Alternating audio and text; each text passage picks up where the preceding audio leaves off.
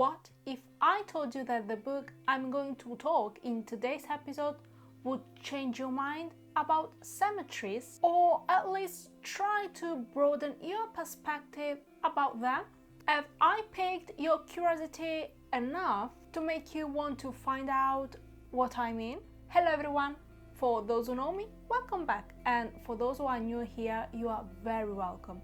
I'm Irene Riderelli and this is Into the Books.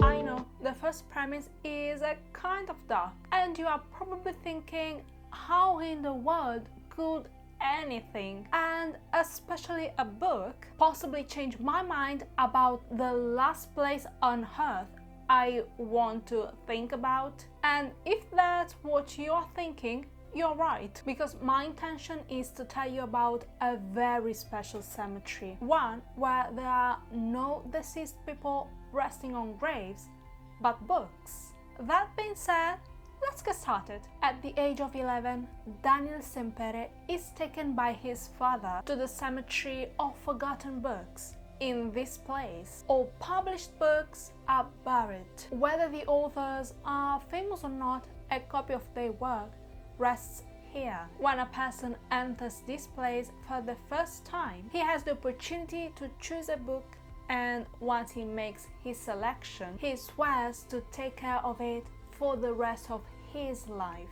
And that's exactly what Daniel does when he finds the book, remembering that his father told him not to talk to anyone about this place. What catches Daniel's attention is not the author, for he has never heard of Julian Carax. It was the cover of the book that caught the young man's interest. Back home with his father, Daniel asks him who the author is, but when even his father doesn't have an answer, Daniel is very surprised. Daniel's father is a librarian, as was his grandfather, and as Daniel himself will be one day. So this gap in his father's knowledge is suspicious to Daniel. So he talks to Gustavo Barceló, an expert on rare books. When Gustavo's face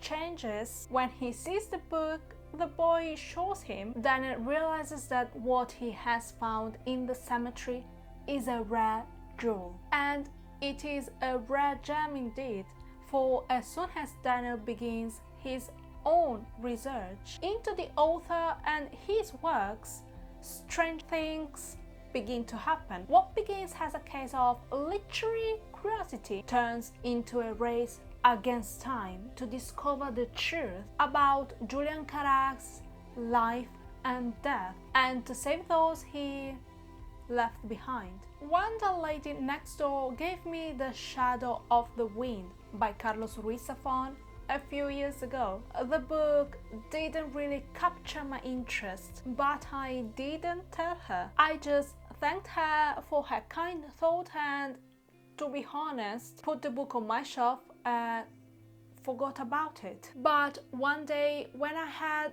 nothing to read, I remembered this novel, so I picked it up and began reading it. I started the book earlier on New Year's Eve and finished it midnight the next day. I celebrated the new year with this book, which I absolutely loved. This self-contained book is captivating, full of twists and turns, and Zafón's writing style is so entertaining that it's almost impossible to put this book down. Stephen King said about this book, "Shadow is the real deal, a novel full of cheesy splendor and creaky trapdoors, a novel where even the subplots have subplots. One gorgeous read." I couldn't agree more with King's opinion about this novel. Unfortunately, Zafón passed away in 2020, but he left a valuable legacy of several books, including this novel, which is the first of a series of 4 books. And thanks to that, we have the opportunity to immerse ourselves in Zafón's world for a long time. Thank you for joining me to the end of today's episode.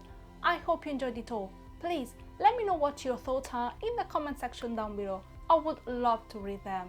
And if you haven't already done so, I invite you to subscribe to the channel, turn on the notification bell, and share this video with someone you think might be interested.